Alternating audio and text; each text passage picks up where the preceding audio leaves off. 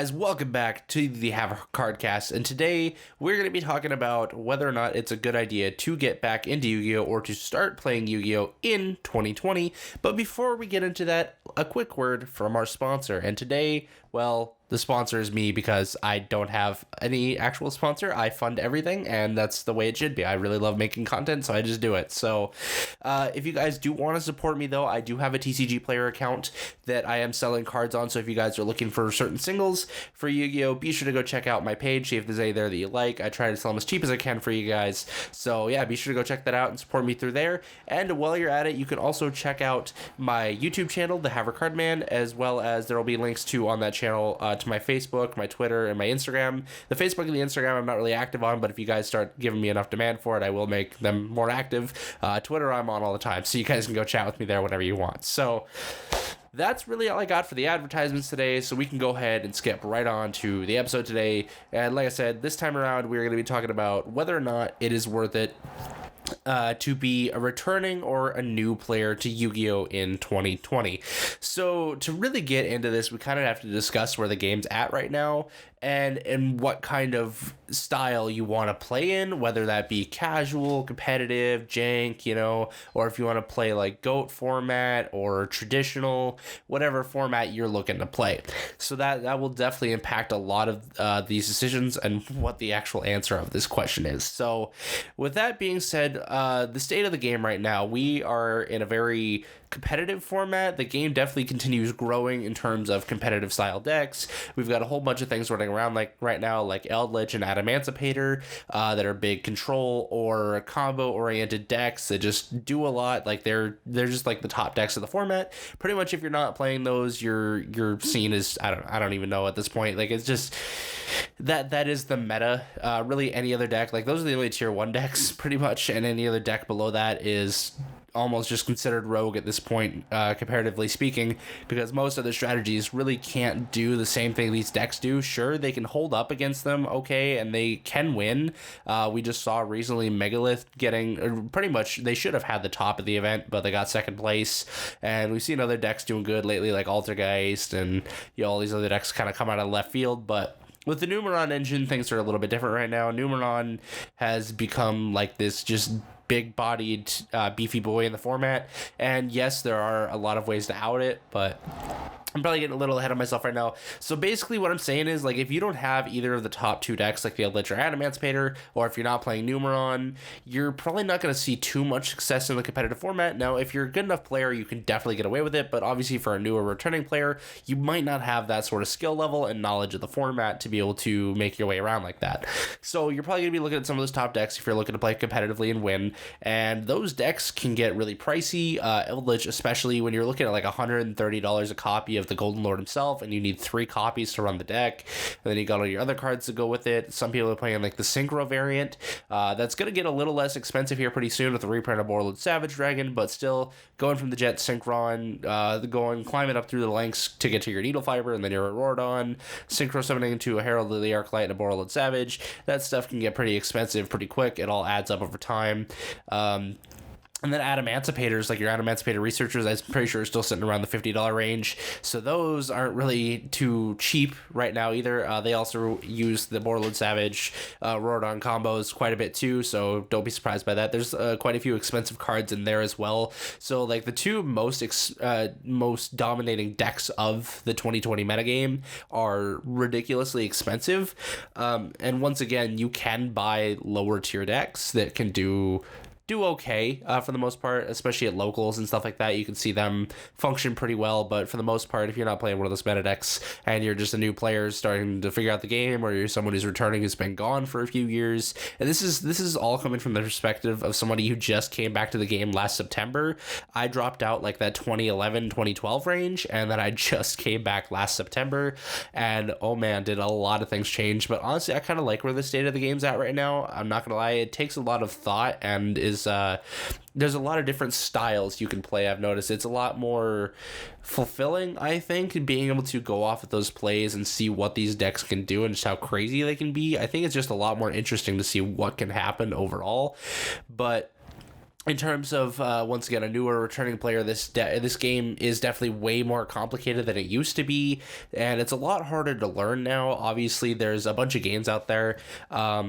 Like there's online simulators like Yugioh Pro or Dueling Book, which are good places to learn. I think Yugioh Pro is probably the best place to start learning. That might not be true. It might be more like Dueling Book is better because then you can have other people help you and show you how things work instead of having to worry about Yugioh Pro and timers running out and people leaving and stuff. That is kind of for the more advanced player because it is such a fast-paced thing. So Dueling Book might be a little bit easier, help you take your time. There's also games like Konami does have an official Yu-Gi-Oh game. Well, they have several Yu-Gi-Oh games, but they're not like online simulators. They're pay-to-play games, or you have to go and unlock all the cards. So you can't just it's not all free and open to everybody to just build decks. So I believe it was Link Evolution or something like that, or I'll probably figure out the name of it eventually, but I've been playing it on my Switch lately. It's not too bad. And then they do have Duel Links on mobile, which is more kind of like Speed Duel. It's got an entirely different format, but it can at least teach you kind of like the basics of how to play Yu-Gi-Oh!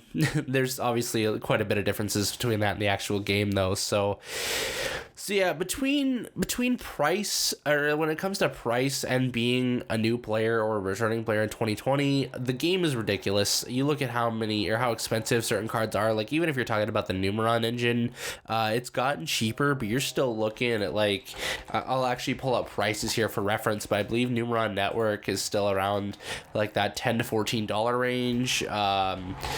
Most of the Numeron Gate cards aren't too bad. They're only like $1 or $2 a piece. They're not terrible. Okay, so Numeron Network, I lied, is actually down to $5 now.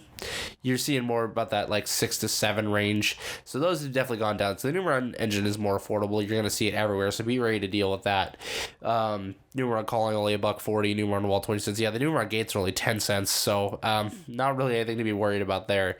So that's not too bad, but once you get into the Emancipator Eldritch, it gets pricey. And like I was mentioning with how complicated the state of the game is, you've gone from like this GOAT format where it was, just a bunch of good single cards on their own that kind of just, you work together. You'd have stuff like your Magician of Faith and like Chaos Emperor, all sorts of different good cards that all just kind of work together and just allowed you to beat down your opponent. Summon Skull is another good one that you just use it to just attack your opponent and just try to take them down. It's like you were summoning like 1 or 2 monsters a turn, playing a lot of spells and traps to kind of keep the thing balanced, and it was actually a much more balanced format. But now we've gotten into the realm of archetypes and like specific strategies that all kind of revolve around each other. They'll like search out their archetype specific cards, be able to summon archetype specific monsters, search for certain spells, traps, stuff like that. And those are the top decks of the format, stuff like the Eldritch. Once again, that's like your Elixir and your Golden Land archetype that revolves around spell and traps, and also using this Eldritch, the Golden Lord, to bounce around and get all sorts of different effects that allows you to pump out a bunch of disruptions and be able to consistently do it every turn. And then you get things like Emancipator, which is usually more oriented towards rocks right now, rocks and synchros. But, those are like the dominating decks of the archetypes that work really well together. I myself am a Prank Kids player. I just love the Prank Kids archetype as a whole, and with the introduction of its new support, it's actually a really fun deck. And I think it's actually a good deck for beginners or returning players to kind of get more familiar with the game. Because yes, Prank Kids is a combo deck, but it's actually fairly simple and easy to learn. It was the first combo deck that I played getting back into the game. When I came back in September, I tried to rebuild my Elemental Hero deck, and I'm talking like summon Flame Wingman, play Skyscraper, attack, and pass. And like that was the kind of deck I had built. And then I started actually looking into the game and realizing how much more intense it got. And I was like, wow, I got a lot of catching up to do. So I started looking at a bunch of profiles, and I realized that the hero build is going to take me forever, and it was going to be super expensive and probably just not at all be feasible. And then I ended up fighting Prank Kids when I hosted an event in like October or something like that. October or November, I can't remember when. But it was basically just a gathering for a bunch of people in my town to get together and play some different games they liked. There was people there playing Magic the Gathering, Dungeons and Dragons, board games. Yeah, these people just hanging out, having a good time. I had Yu-Gi-Oh products there. I met a couple of Yu-Gi-Oh players, and I ended up buying Hidden Summoners. And I found the Prank Kids in there. I started playing them, and once I did, I fell in love. And it actually really taught me a lot about how the game is right now. It was a huge lesson for me playing Prank Kids to figure out a lot of how the game's mechanics work and just how the game is in general, because it got me to start going online. And it was an interesting experience being able to learn through Prank Kids. I really thank the deck every day for that, because it was such a fun deck and it was such a fun learning experience that I really can't help but be grateful for it. And it's really gotten me to where I am today, and that's part of why I love Prank Kids so much. It's also just a really fun deck. I think if you are an experienced player listening to this, which I don't know why you are, but I'm glad you are anyways, so thank you. But even if you're an experienced player, it's a fun deck to play just because it's simple, but there's so much the deck can do, and you can easily make it into a complicated strategy with a lot of fun combos to go down, or you can just stick within the archetype itself and just stick to what the deck was originally intended to do. And I think that's really cool, and it's also cheap, so it's a really good... Oh, sorry about that. I forgot I had an alarm. But it's a really cheap way to get into the game too. I think I've built the deck for under $100. I've built a Salamangreat version for under $100, and that was a lot of fun. I really had fun doing that. If you guys want to check that out, it is on my channel under my deck profiles playlist. But yeah, it really... And there's...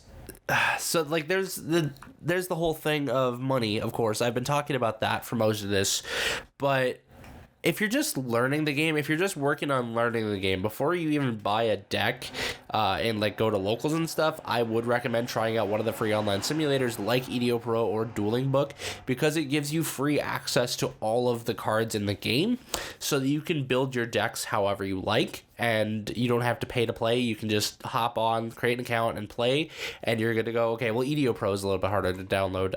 It takes some finagling, but it's not too bad. But you know, if you play these games, you can learn how the game works, especially Yugioh Pro. It has all of the rulings built in for you. Dueling Book, you have to manually do a lot of the stuff. It's all manual function, so you'll have to talk to players and kind of get help from them, and maybe watch some videos on YouTube to learn how to play the game, like some of the basic rules and, you know, all the different things. But make sure that you look at the more recent ones, obviously, because a lot of these rules do change over time. Like, we are in what is known as Master Rule 5 right now, and Master Rule 4 revised, and there's been so many different changes to the game. Whenever Konami adds like some new mechanic or something like that, you get a lot of changes, so make sure that you're finding the most updated one. Obviously, Konami does have a bunch of rule books too. Like, if you buy a structure deck, they have rule books in there, so you can figure out at least kind of like the basic functions of the game and be able to get started from there. That is another good way to go. If you buy like 3 structure decks, it's like roughly $30 usually. You can build usually a solid deck out of that, so that's a good option too. But going back to the online simulators, you know, obviously just going in and just building a deck on your own and trying to figure out isn't always the greatest option. Sometimes you need some help, which is the wonderful thing about 2020, and the one upside, I think, to the coronavirus, because obviously COVID-19 sucks. Everyone hates it. Nobody likes being stuck inside or being forced to wear masks out in public. It's a nuisance. And it's obviously caused a lot of problems in the world. I'm not going to dig too deep into that because this is not that type of podcast. But that being said, there's been a lot more content on the internet lately because of the fact that people have been stuck inside. And there's a lot of Yu-Gi-Oh content. I noticed that spiked out of that for a while there. So there's a lot of different things you can see. You can find a lot of deck profiles. I have some on my channel if you want to go watch those. And you can also find stuff like how to play the game, or like what's the game like right now? Is it worth playing? What's the current meta looking like? You can even look at stuff like deck reviews to see how decks function. Also on my channel, be sure to go check that out.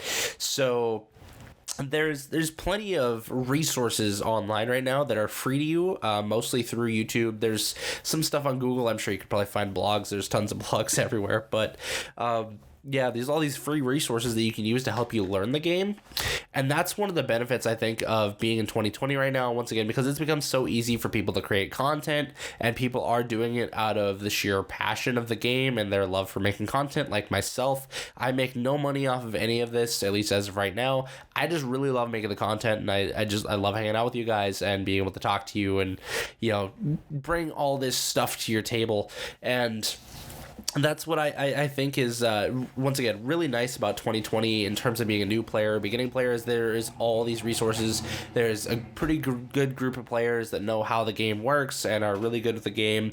Now, granted, Yu-Gi-Oh! Is technically considered a dying game just because it doesn't have the same population that it used to, but I think 2020 has seen a pretty good resurgence in new players, which I take as another plus for new or returning players into the game, because this allows the chance for people to grow together and figure out the game and kind of keep these different tier levels of players active, so that you're not just getting like your super competitive people and then your total noobs. You're not dealing with both those groups. You kind of get the whole different levels, like intermediate and slightly experienced and so on and so forth. You're starting to get kind of a more balance towards the game now that people are starting to come back, or people are just starting to play the game.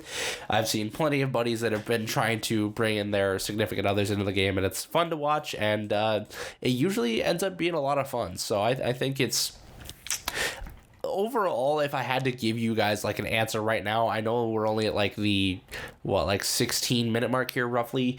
If I had to give you a definitive answer on whether or not it's worth it to become a new player, Yu-Gi-Oh player in 2020, or return to Yu-Gi-Oh in 2020, I would have to say yes if you're into trading card games, and especially if you're into ones that don't have a limit on resources, because Yu-Gi-Oh, once again, it doesn't have to rely on things like mana or energy like Magic the Gathering or Pokemon does. Just if you have the cards, those are your resources and you can play them. For the most part, there are limitations, obviously, but that's what allows Yu-Gi-Oh! To be such a crazy and complicated game, is because there are no resources like that to hold it back. So, there's quite a few of the games, depending on what level of play you're at, can end in like 1 to 2 turns, but I just think overall it's a really worthwhile game to play, and there are definitely plenty of budget options, so you're not breaking the bank for like an $800 deck or even like $1,000 deck. You can stick to around the $100 range and still have a really fun deck that plays really well, and you can like just master the deck and do a lot of fun things with it, I think. So that is another thing about our current format, is I think it's a really fun time to just play Yu-Gi-Oh! In general, because there are so many cards now. We are officially at 10,000 cards in the TCG over in the US in our card pool, and it makes for some really creative gameplay. You can do a lot of fun things with all these different cards. You can throw in fun text to other decks. I know I've had a lot of fun doing that with Prank Kids. I found a bunch of stupid different cards you can throw into the deck to make the strategy much more interesting, and some cases actually perform a little bit better. But I mean, it allows you to start with a base and then just kind of expand out from there, and like find out all these different cards and be able to look up different things that might help out your strategy and different bonuses. And that's another thing with the content too, is you can watch a bunch of people's different builds and see like what pieces tend to work, what tend to not, and like maybe mix match those together somehow to create your own build and be able to play more how you want. And there's plenty of different styles of gameplay too. You've got your normal aggro, which just goes straight after attacking and dealing a lot of damage. You've got control, that just wants to keep the game at your pace and be able to control what your opponent actually does. There's tempo, which is kind of a good mix of the two, I think, where you're not letting your opponent go completely off the wall and you're still be able to output a decent amount of damage to kind of keep the game in your favor, and you just kind of slowly out advantage them in terms of card advantage and in some cases life point advantage. So once again, tons of different styles of play, tons of different decks you can play, tons of different ways to play each different deck. So even if you're playing a deck that other people are playing, you can still have your own unique version of it, because there is so many cards in the pool. And that is like probably the biggest advantage that 2020 Yu-Gi-Oh! Has over like earlier formats, especially GOAT format, because when you got into those formats, you were playing a lot of the same cards as everyone else. But with this, there's such a wide variety. Now, of course, you're still going to have those meta sheep that are just only playing the meta decks, and they're just purely out to win. They're not really playing to be creative and have fun. They just want to win. And there are plenty of those people out there.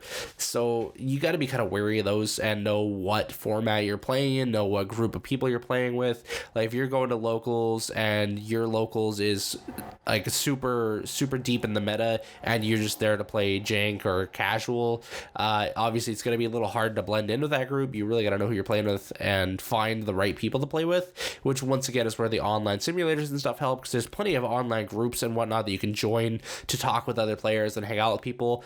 The Coalition of Scrubs, a channel that I'm a part of, has one as well that you guys can go check out if you want to go to the Coalition of Scrubs YouTube channel. There's links in pretty much every video, or I think we at least made a separate announcement for the Coalition of Scrubs Discord page, so you guys can go check that out, come hang out. You can talk to other Yu-Gi-Oh players. There's a bunch of content creators in there that advertise their videos, so you guys can stay updated on a bunch of different content creators and see what they're releasing. There's deck discussions, there's duel rooms, plenty of places to go hang out and for you guys to enjoy. I really think it's worthwhile to go check out. There's plenty of people here active all the time, just chilling out, having a good time. So be sure to come hang out and do that if you want to. And like I said, there's a bunch of other Discord groups you can go to. There's Facebook groups.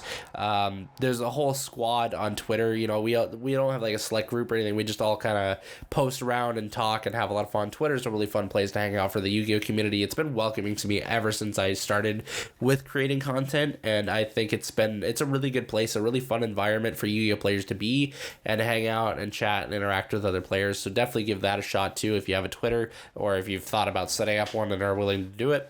So once again, there is this game is such an interesting one, and like I said, if I had to say definitively whether or not it's worth to play in 2020, I have to say yes, just because it is once again such a fun game. And I've bounced around for different games throughout the years. I've played Yu-Gi-Oh, I've played Magic the Gathering, I've played Pokemon. I briefly tried Hearthstone for like a couple of days. I didn't really get too much into that one. And there's just several other games, but Yu-Gi-Oh is kind of the one I've always kept coming back to. Like, don't get me wrong, I still have Magic and Pokemon cards. I still kind of play them every now and then, but not nearly as actively as I do Yu-Gi-Oh. It's the one game I've always just kind of really loved, and I've never really fallen out of favor with. Sure, like I mentioned, I left in about 2011, 2012, but I stopped keeping up with the game. I didn't really like get rid of my cards or anything like that. I still kind of played off and on, usually with my brother, and I didn't keep up with the game. Like I said, there was no local card shop for me to go to and go hang out at. Otherwise, I probably would have been in Yu-Gi-Oh the whole time. Even where I'm at now, I still don't have a local store that does Yu-Gi-Oh, which is fine. Eventually I do plan to move to a place that does have one, so that's okay. But really just playing online has been fun enough for me, and I've really been enjoying it. And I think it's overall just a fun community to be in. Now, don't get me wrong, every community has those players that are just like super toxic and just act like they don't want to be there a lot of the time, so be ready to face that. So I'll do kind of a quick recap here. So, because I'll admit, I've kind of been scatterbrained. I've got notes here, but I haven't really been looking at them. And I know I kind of just go off the walls some days. These are usually just kind of chances for me to rant about things and just kind of vent my feelings. But I think that, okay, so once again, like I said, recapping here. So we talked about price. The price for a new and returning player is not great right now. Like I said, if you're not someone that's been keeping up with the game, there is quite a bit of investment, especially if you're planning on playing more than one deck. And if you plan on playing a meta-relevant deck, there's a lot of price advantage or disadvantages there that can definitely hold you back. But if you're okay with just playing casual and jank format, you can easily find some budget decks. They're a lot of fun to play. You can even find some good budget rogue decks that can do okay in the meta. Once again, don't expect to win like any major events like a YCS or anything like that, but I mean, you can definitely build a deck that can at least perform well at locals, and you can have fun there and enjoy yourself, I think, still. For a decent price. Learning the game, obviously, if you've been gone for a while or if you're a brand new player, there's a lot you have to learn about the game, so be sure to just utilize those online resources like YouTube and EDO Pro and Dueling Book and all that stuff. If you really feel like it, you can try it. Well, Duel Links is free, so you can try that out for sure on your phone. And if you want to, you can try Link Evolution. It's okay. I don't think you're gonna learn as much from it as you would just going online and just watching people. There's plenty of content creators and there's plenty of ways to get all that information. So I would recommend using that resource first. If you really just want another Yu-Gi-Oh game to play and just to grind out, you can try Link Evolution. It does kind of help at practicing as a player, learning all these different cards, because you don't always have the exact strategies you want to play. You can't just play whatever cards you want. You have to play what you have access to. So it does kind of limit you a little bit there, and you do kind of have to adjust to that. But overall, I don't think that's really the way to go, obviously. So for learning, I think you're pretty well covered. For price, I mean, yeah, it could be worse. There definitely is budget options that you can play that work just fine, so you don't need to be as worried about that, at least. And then maybe eventually, if you decide to, you can kind of build up some of those more meta-relevant decks. I haven't gone that far myself. I think the most I've spent on a deck was like $300, and that was over time, and I really kind of wish I didn't. So I really like the cheap decks. I think they're a lot more fun to play, especially because they're not as prominent in the format, so you can kind of get more creative with it and maybe catch some people off guard. So I think it's more entertaining to play that way, but that's just me. And then in terms of just being a player, in terms of the community is awesome. Most of the people are super great. Like I said, you still run into those few stray ones that are just really off the walls and just rude, or just kind of disrespectful. You do see those people quite a bit, so be ready for those. If you want good examples of what those people are like, go check out my buddy King Scarlet. Does a lot of great skits on these types of people. I think you'd enjoy them. They're hilarious. But I digress. I think that's a pretty good cap of what I had to say today. I don't know if there's really much else. Like, I can peek at my notes here, but I feel like I've pretty much talked over all this. Along with the COVID thing and not having, a lot of face-to-face interaction, there are no big events going on right now. So if anything, this really makes it a good time for it to be creative in your deck building and have a lot more fun with it, because there's no pressure to build a deck to go to those big events. If you actually planned on going to those as a new or returning player, I'm not 100% sure if you would, but you don't have to worry about those right now. A lot more people are just making more creative decks in general because they know they don't have events to worry about, so they can experiment around and find some dumb ideas for decks. And I think it's a much more fun environment that way. So there has been some at least good stuff to come out of that, at least some bonuses, I think, even though the state of the world kind of sucks right now. And also, in terms of just being a player, once again, this game can be rewarding. Like I mentioned earlier, since there's just no resources or anything, everything's just unlimited, it can definitely feel rewarding when you get a pop off with your deck. Even if you don't win, just watching a deck do all this crazy stuff, to me, is just so satisfying and fun to watch. Like Prank Kids, all the different combos I go into, I just love seeing them happen. Most of the time, I don't even care if I actually win or if the end goal of my combo gets disrupted. As long as I see it go off, I really just have a lot of fun doing that. So it really depends on kind of who you are as a person. Like, are you super competitive? Are you just casual and laid back, just here to have a fun time? If you're here to just be casual player and just have a good time, Yu-Gi-Oh is a great game to play right now. Like, it's in such a great place right now in 2020 to be able to play casually. In terms of being competitive, it's definitely a lot more difficult, once again, because no events and because of how expensive it is overall. It's just really hard to be a competitive player in Yu-Gi-Oh right now, I think. And there's a lot of people that still try. There's still a lot of online tournaments going on that content creators are hosting, and just other people in general are hosting. So there are still chances to be competitive, but you're not going to like any top events, and it's not like official Konami sanctioned events. So it's really up to you guys. I definitely recommend, if you're thinking about it, go check the game out, see what's going on right now, watch some videos, my channel especially, and just kind of get your thoughts on the game, get your feel for it, see what you think, and then decide from there. Really, this is ultimately your decision. I can only provide you with recommendations and just present all this information to you. I can't actually tell you one way or another if you need to play it this year, or if you need to get back into the game this year, or just start the game this year. I can't really tell you that definitively. That is, once again, entirely your decision to make, and I should have no bearing on that whatsoever, other than the information I've presented to you today. Don't forget, I am a biased source, so not everything I say is going to be 100% truthful or factual, and you kind of need to look at all the other sources yourself and decide from there. Look at several different angles. Don't just look at one perspective and think, oh, this is right, or, this sounds good enough to me, I'll just just roll with that. Be sure to get like the different insights, because there are definitely a lot of people that think way differently than I do. There are a lot of people that think like, if you haven't been in the game for several years now, you can't get back into it. It's just going to be too hard.